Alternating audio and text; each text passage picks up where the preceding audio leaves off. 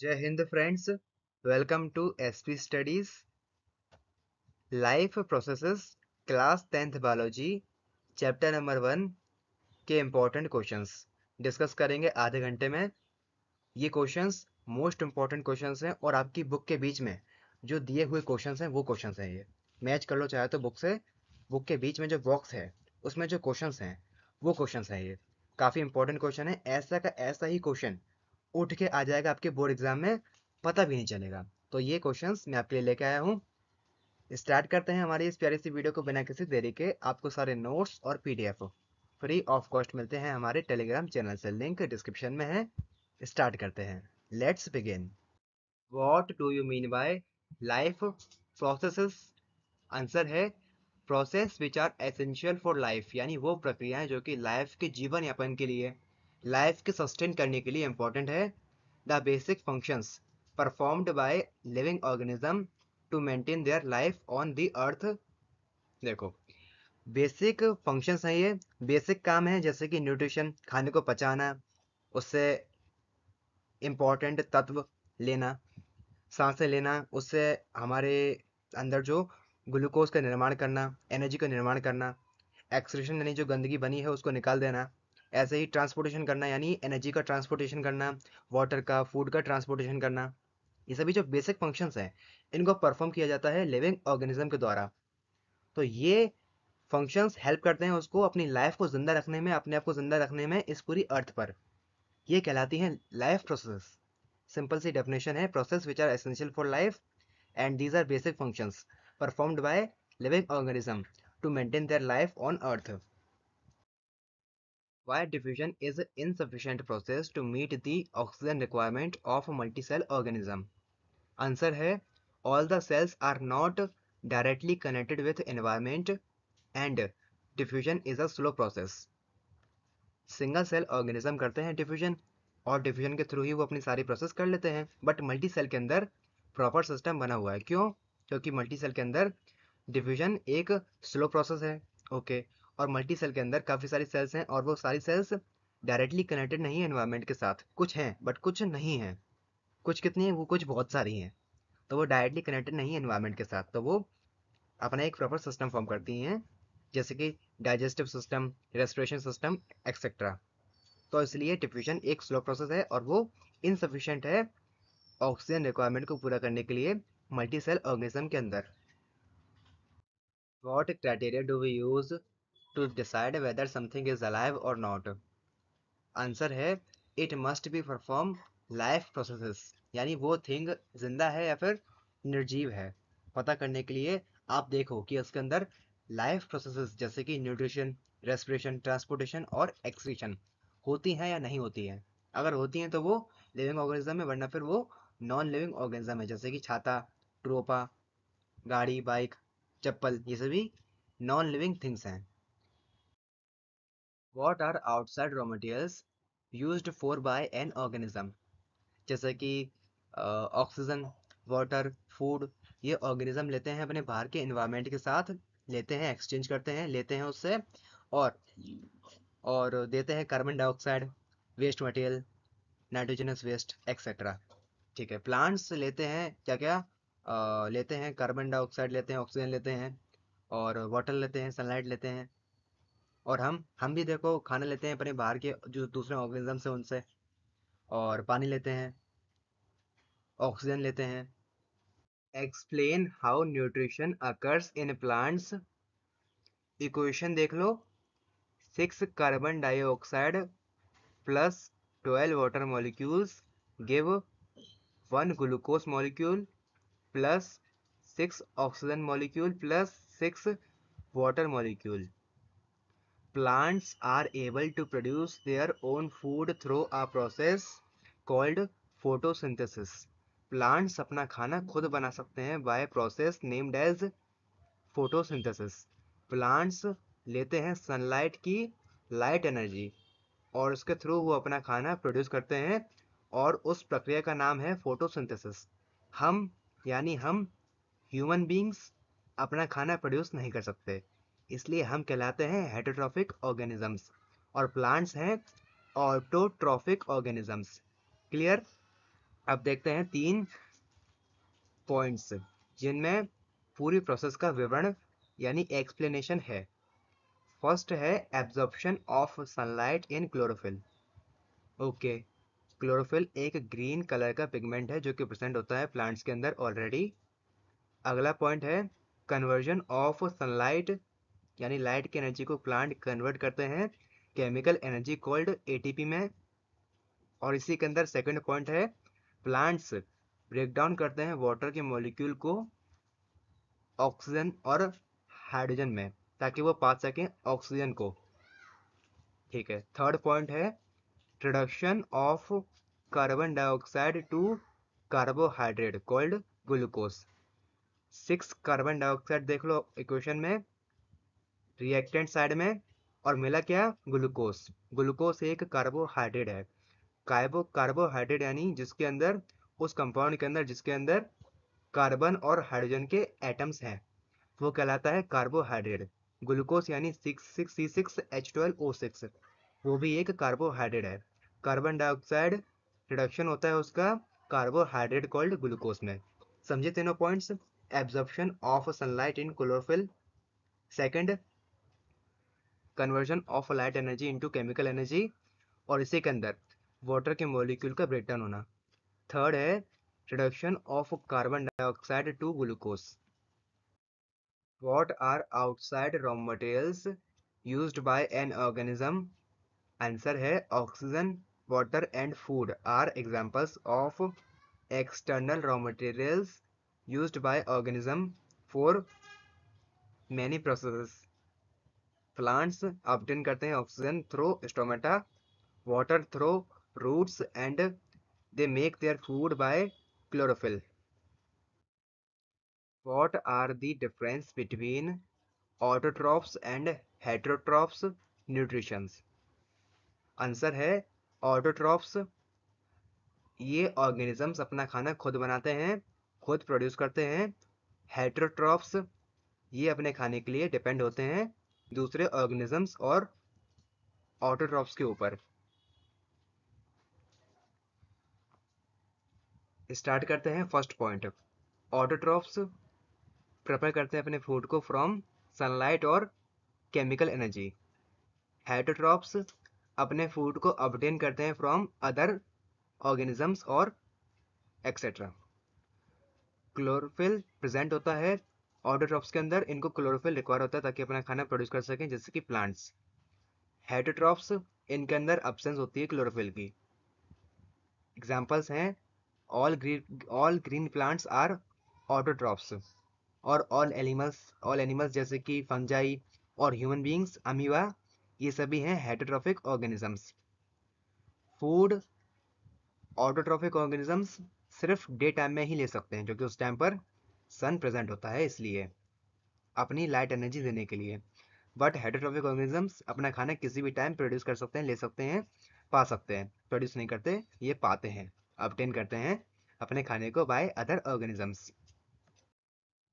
Where do plants get raw material for photosynthesis? Answer है first sunlight लेते हैं from sun by chlorophyll, second water from soil by roots, third carbon dioxide from atmosphere by stomata, fourth chlorophyll उनके अंदर present होता है already जो कि capture करता है सनलाइट को। What is role of acid present in stomach? Answer है एसिड का नाम है हाइड्रोक्लोरिक एसिड HCl, जिसका pH है 1, obtained from gastric juice secreted by gastric gland। HCl आता है गैस्ट्रिक जूस से जो कि सेक्रेट करते हैं, सेक्रेशन है गैस्ट्रिक ग्लैंड की। एंड HCl ब्रेक डाउन करता है फूड का by giving acidic medium to pepsin, यानी एक्चुअली में पेप्सिन करता है ब्रेक डाउन फूड का टू प्रोटीन्स, यानी फूड में से प्रोटीन्स निकालता है पेप्सिन, और पेप्सिन के वर्क करने के लिए चाहिए उसको एसिडिक मीडियम जो कि प्रोवाइड करता है HCl, और ये मिलता है गैस्ट्रिक जूस से जो कि सेक्रेट करता है गैस्ट्रिक ग्लैंड। इसका pH है 1। What is the function of digestive enzymes? Digestive enzymes such as lipase, pepsin, trypsin और सलाइवरी अमाइलेसिस, ये सभी डाइजेस्टिव एंजाइम्स हैं जो कि हेल्प करते हैं खाने के केमिकल डाइजेशन में। Helps in chemical digestion of food by breaking down complex food into simpler sugars, यानी जो कॉम्प्लेक्स फूड है उसको तोड़ेंगे सिंपलर शुगर्स में, जैसे कि proteins, carbohydrate etcetera. How is small intestine designed to absorb digested food? Digest हुए food को ऑब्जॉर्ब करने के लिए क्या ऑब्जॉर्ब करेंगे? पहली बात तो ये अमोनिया और प्रोटीन्स और फैट्स और काफ़ी सारी इंपॉर्टेंट चीज़ ऑब्जॉर्ब करेंगे, जो कि होती है स्मॉल इंटेस्टाइन में। स्मॉल इंटेस्टाइन के अंदर बहुत छोटी छोटी माइक्रोस्कोपिक फिंगर लाइक स्ट्रक्चर्स हैं जिनको कहते हैं विलाई। विलाई ऑब्जॉर्ब करती हैं खाने का, डाइजेस्ट खाने का। ओके, विलाई के अंदर जाती हैं आर्टरीज और निकल के आती हैं वेन्स। क्लियर? अब स्मॉल इंटेस्टाइन के अंदर काफ़ी सारी लाखों विलाई प्रेजेंट है जो कि यही काम करती हैं, डाइजेशन करती हैं, डाइजेस्ट हुए खाने को अब्जॉर्ब करती हैं। What advantages over an aquatic animal does a terrestrial organism have regarding obtaining oxygen for respiration? Terrestrial organisms जैसे कि कुत्ता, बिल्ली, ह्यूमन बींग्स, हाथी, शेर, जो कि लैंड पे रहते हैं, ज़मीन पे रहते हैं, उनके पास क्या एडवांटेजेस है? ये है कि सुनो, वो डायरेक्टली एटमॉस्फेयर से ऑक्सीजन को लेते हैं बाय इनहेलेशन। क्लियर? अब जो एक्वेटिक एनिमल्स हैं जैसे कि फिशेस, डॉल्फिन्स, डॉल्फिन्स, केकड़ा, अगर वो पानी के अंदर है तो ये पानी के अंदर ऑक्सीजन लेते हैं। ओके, डिसॉल्व्ड फॉर्म में। अब डिसॉल्व्ड फॉर्म में वो ऑक्सीजन लेंगे तो उसमें उनको एनर्जी कम मिलेगी, क्योंकि रेस्पिरेशन के लिए चाहिए ऑक्सीजन, और वो उनके पास डिसॉल्व्ड फॉर्म में है तो उनको ऑक्सीजन कम मिला। ऑक्सीजन कम मिला तो उनको एनर्जी कम मिलेगी, एनर्जी कम बनेगी। क्लियर? तो टेरेस्ट्रियल ऑर्गेनिजम्स डायरेक्टली इन्वायरमेंट के साथ साथ एक्सचेंज करते हैं ऑक्सीजन का, तो उनके पास अधिक एनर्जी बनती है। What are different ways in which glucose is oxidized to provide energy in various organisms? Simple, ये आपसे पूछा है टाइप्स ऑफ रेस्पिरेशन। पहला है एरोबिक और दूसरा है एनएरोबिक। एरोबिक रेस्पिरेशन में ऑर्गेनिज्म को ऑक्सीजन रिक्वायर होता है एनर्जी बनाने के लिए। एनएरोबिक में ऑक्सीजन नहीं रिक्वायर होता। एरोबिक रेस्पिरेशन होता है साइटोप्लाज्म और माइटोकॉन्ड्रिया के अंदर। एनएरोबिक रेस्पिरेशन होता है सिर्फ और सिर्फ only in cytoplasm.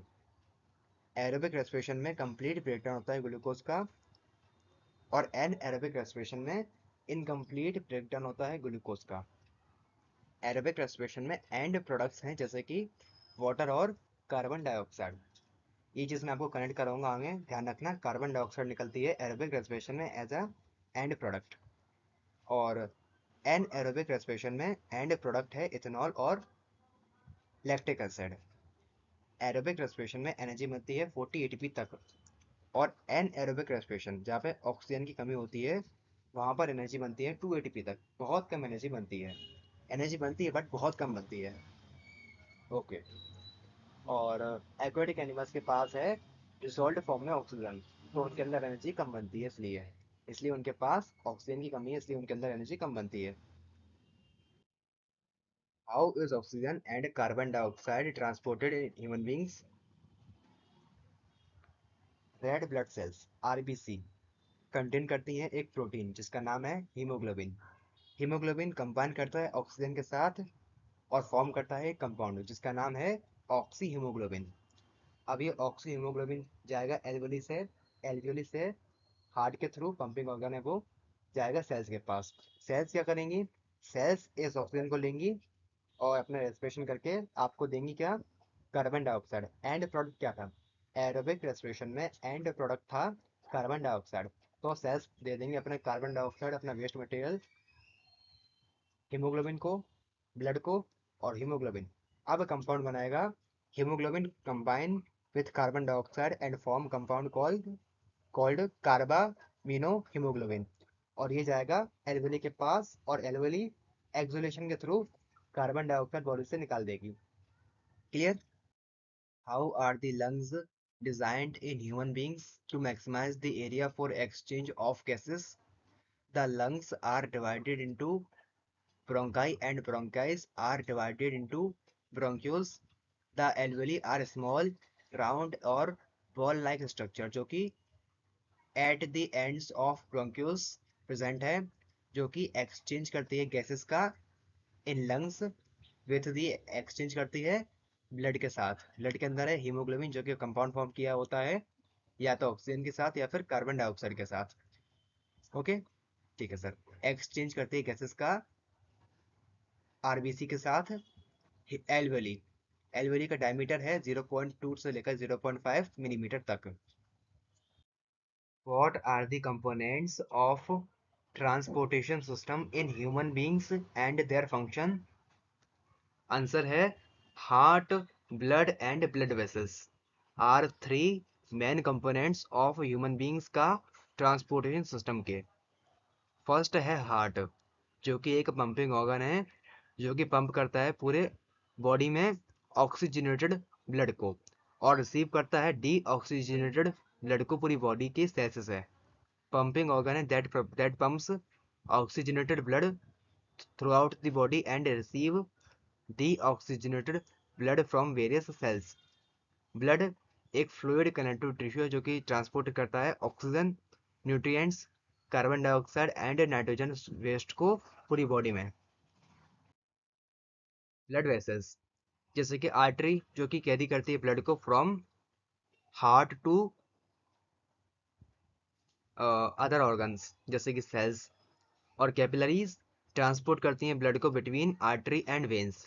Veins carry करती हैं ब्लड को from various cells to heart, यानी देखो हार्ट की तरफ लेके जा रही हैं ब्लड को वेन्स, हार्ट से दूर लेके जा रही हैं आर्टरी।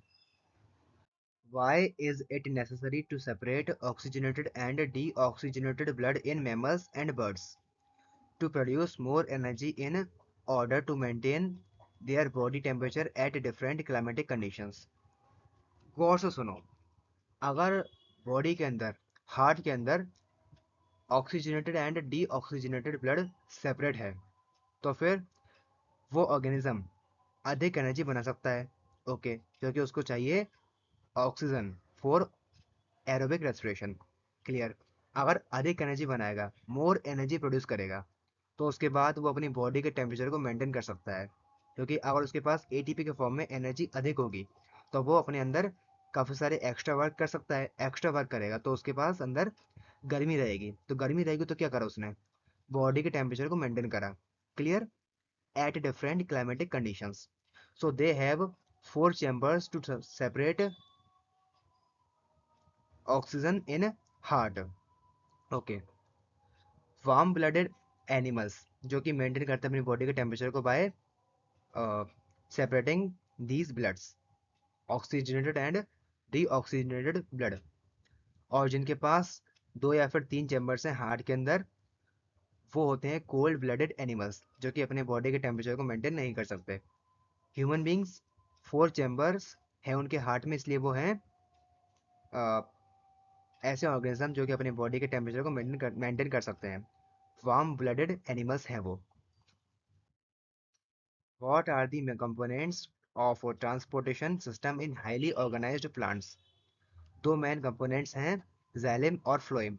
xylem हेल्प करता है upward transportation of water from roots to other parts and this is by unidirectional flow, एक ही डायरेक्शन में होता है ऊपर की तरफ। Bye transportation suction.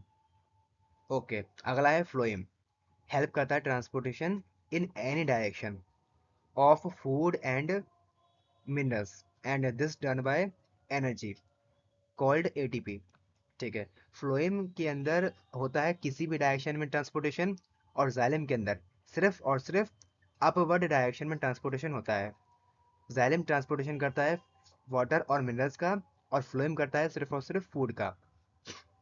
ठीक है, फ्लोएम लेता है एटीपी को क्योंकि उसको कई सारी डायरेक्शन में ट्रांसपोर्टेशन करना है, बट जाइलम सिर्फ और सिर्फ ट्रांसपोर्टेशन के थ्रू ही ट्रांसपोर्टेशन कर सकता है।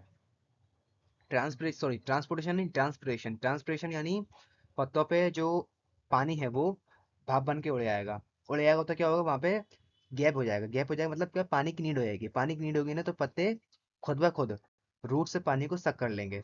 Transpiration.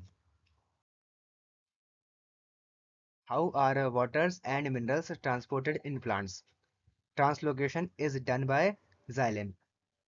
Water and minerals transport होते हैं। ट्यूब लाइक स्ट्रक्चर है ये, xylem। Okay, that sucks water और मिनरल्स फ्रॉम सॉइल। कौन सी सॉइल? टॉप सॉइल से, by diffusion process and then they transport these all things to other parts by unidirectional flow. एक ही तरफ फ्लो करता है और भेज देता है। और ट्रांसपोर्टेशन करने के लिए इसको चाहिए transpiration. Transpiration, okay. How is a food transported in plants? Translocation is done bye phloem. ये ट्रांसपोर्टेशन करता है फूड का। ट्रांसपोर्ट्स ग्लूकोज, अमोनिया एसिड और अदर सब्सटेंस लाइक, और ये बनता है ग्रीन पार्ट्स में और भेजा जाता है रूट्स के पास, शूट्स के पास। फ्रूट्स और सीड भी बनती हैं इससे। सीव ट्यूब्स एंड कैम्पेनियन सेल्स ये हेल्प करती हैं ट्रांसपोर्टेशन में। और ये ट्रांसपोर्टेशन होता है किसी भी डायरेक्शन में। अपवर्ड एंड डाउनवर्ड मूवमेंट हो सकती है फूड की, in form of sucrose. Sucrose यानी स्टोर्ड ग्लूकोज को कहते हैं सुक्रोज। और ये ट्रांसपोर्टेशन करने के लिए हेल्प लेता है ऑस्मोटिक प्रेशर की और एटीपी की है। एटीपी यानी एनर्जी की। Describes the structural and functional unit of kidney. Nephrons are structural and functional unit of kidney. Okay. Human beings के पास पेयर ऑफ किडनी है, यानी दो किडनी है। Okay. Each kidney is composed of nearly 1 million nephrons. Her kidney के अंदर लगभग 1 million यानी 10 lakh nephrons होते हैं, जो कि एक इम्पॉर्टेंट या सिग्निफिकेंट रोल प्ले करते हैं ब्लड फिल्ट्रेशन में, ब्लड को साफ करने में। ब्लड को साफ करने की जरूरत क्यों है? क्योंकि उसके अंदर है नाइट्रोजनस वेस्ट, जैसे कि यूरिया। ओके। अफरेंट आर्टियोल जाएगी ग्लोमेरुलस में। ग्लोमेरुलस यानी वो जो गुच्छा है वो, और उसके ऊपर वो जो कैप्सूल जैसी जगह है उसका नाम है बोमेंस कैप्सूल। अफरेंट आर्टियोल जाएगी ग्लोमेरुलस में यानी बोमेंस कैप्सूल में। उसके बाद वहाँ पे फिल्ट्रेशन होगा, ठीक है। उसके बाद जो अमोनिया है, यूरिया है, वो आएगा और जाएगा प्रॉक्सिमल कॉन्वोल्यूटेड ट्यूब्यूल में, जहाँ पर रीअब्जॉर्प्शन होगा ब्लड का। उसके बाद ये सभी चीज़ें जाएंगी डिस्टल में, जहाँ पर डिस्टल कॉन्वोल्यूटेड ट्यूब्यूल में, जहाँ पर ड्यूरिंग रीअब्जॉर्प्शन जो नाइट्रोजनस वेस्ट ले लिया था ना गलती से, देखो सुनो, पीसीटी में जो रीअब्जॉर्प्शन हुआ था फूड का, ब्लड का, उसमें गलती से अगर यूरिया चला गया होगा फिर से, तो उस यूरिया को वापस से डालना वो होता है डिस्टल में। क्लियर? कि अपन ने रीअब्जॉर्प्शन किया, रीअब्जॉर्प्शन में हमने फिर से गंदगी वाली चीजें वापस से ले ली, उनको वापस से डालना होता है डिस्टल के अंदर। प्लांट्स एक्सक्रीशन मेथड कई सारे तरीके हैं, जैसे कि पत्तियां गिरा के, खराब पत्तियां गिरा के, और वैक्यूल्स फॉर्म करके। वैक्यूल्स यानी प्लांट्स की बॉडी पे आप देखते होगे बड़े बड़े गोले से हो जाते हैं छेद, जिसके अंदर कुछ भरा हुआ होता है गंदगी टाइप की। वो गंदगी उनका नाइट्रोजनस वेस्ट है। ओके, वैक्यूल्स फॉर्म करके, ट्रांसपिरेशन के थ्रू और रूट्स के थ्रू डिफ्यूजन करके सॉइल में डाल देते हैं अपनी गंदगी, और स्टोमेटा के थ्रू ऑक्सीजन और कार्बन डाइऑक्साइड का एक्सचेंज कर लेते हैं एनवायरनमेंट के साथ, और वेस्ट मटेरियल जैसे कि रबर निकाल के, रबर और कई सारी चीज़ें निकाल के। How the amount of urea produced regulated depends upon water quantity in the body and also waste in the body। Body के अंदर कितना पानी है उसके ऊपर डिपेंड करता है, और कितना वेस्ट बना है उसके ऊपर डिपेंड करता है यूरिया। और यूरिया की क्वालिटी डिपेंड करती है वेस्ट के ऊपर। What are difference between breathing and respiration? Breathing, इसमें होता है एक्सहेलेशन और इनहेलेशन, और ये होती है लंग्स के अंदर। ये एक तरह की फिजिकल प्रोसेस है जिसके अंदर एनर्जी नहीं बनती। रेस्पिरेशन, इसमें ब्रेक डाउन होता है ग्लूकोज का इनटू सिंपलर शुगर्स, और एनर्जी फॉर्म होती है in the form of ATP, adenosine triphosphate. और ये एक केमिकल प्रोसेस जो होती है सारी सेल्स में। What are difference between inhalation and exhalation? Inhalation में रिब्स फूलती हैं, डायफ्राम फ्लैट होता है, वॉल्यूम जाता है लंग्स के अंदर, गैस एंटर करती है इनसाइड द बॉडी, एक्सहेलेशन में गैस आउटसाइड द बॉडी के बाहर जाती है, वॉल्यूम लंग्स का कम होता है, निकलता है बाहर, रिब्स नीचे की तरफ जाती हैं, और डायफ्राम डोम शेप का हो जाता है। आपके लिए होमवर्क क्वेश्चन, इसका आंसर मुझे कमेंट करिएगा। आपको मैंने इस चैप्टर को समझाया है वन शॉट में 30 मिनट्स में, जाकर देख सकते हैं आप एक्सप्लेनेशन वाली वीडियो को। Thank you so much. PDF आपको मिलेगा फ्री ऑफ कॉस्ट हमारे टेलीग्राम चैनल्स पे, लिंक डिस्क्रिप्शन में है। धन्यवाद। जय हिंद। आपको सारे नोट्स फ्री ऑफ कॉस्ट मिलेंगे टेलीग्राम चैनल पे। Thank you so much. Bye bye.